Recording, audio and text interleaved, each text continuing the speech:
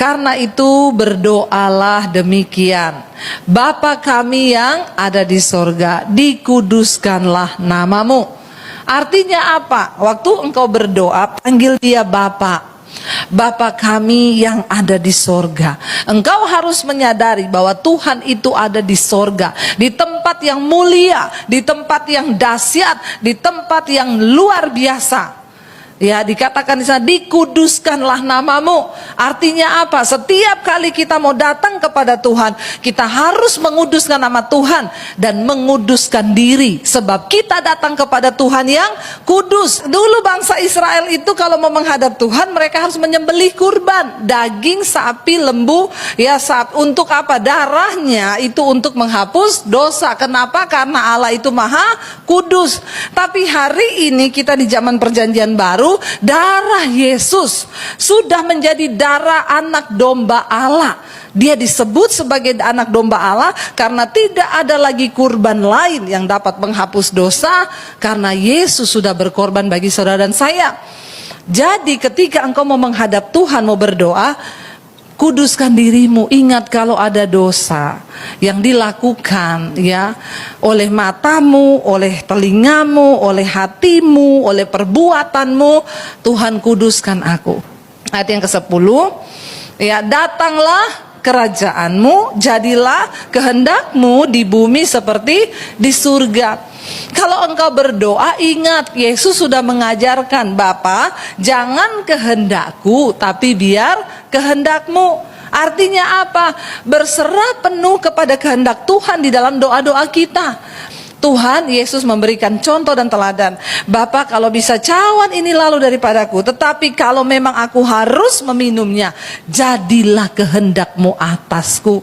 Engkau boleh berdoa, tapi ingat, jangan pernah lupa Tuhan, datanglah kerajaanmu, jadilah kehendakmu dalam hidupku seperti di dalam sorga.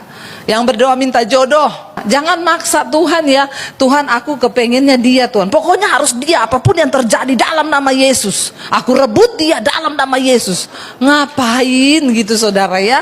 Engkau harus berani berkata, Tuhan, kalau memang dia jodohku, berikanlah dia bagiku. Kalau tidak, putus dalam nama Yesus. Karena kehendak Tuhan itu yang terbaik buat hidup kita.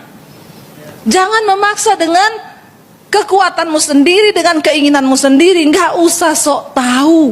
Ayat yang ke-11, berikanlah kami pada hari ini makanan kami yang... Nah, kenapa seringkali kita stres? Karena kita nggak ikuti doa ini. Tuhan, berikanlah pada kami tahun ini makanan kami yang berkelimpahan.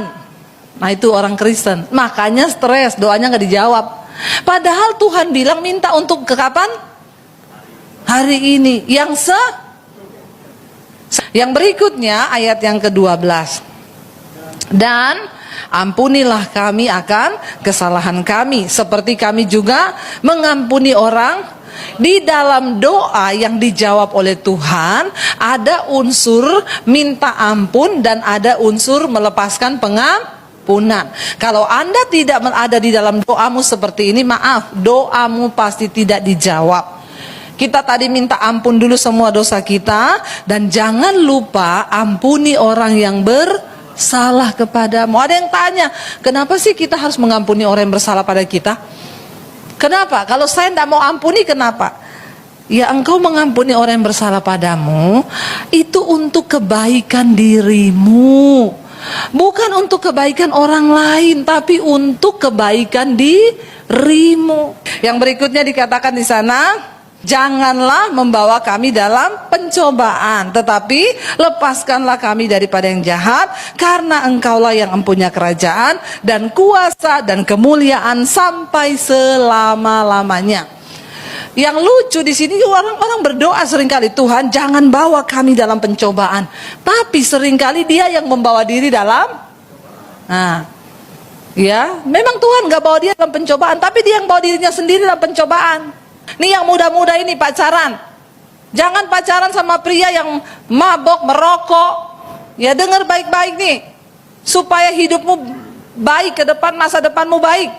Udah tahu kebenaran, kita hidup lurus ikut firman aja hidup ini berat. Apalagi engkau mau neko-neko belok kanan belok kiri.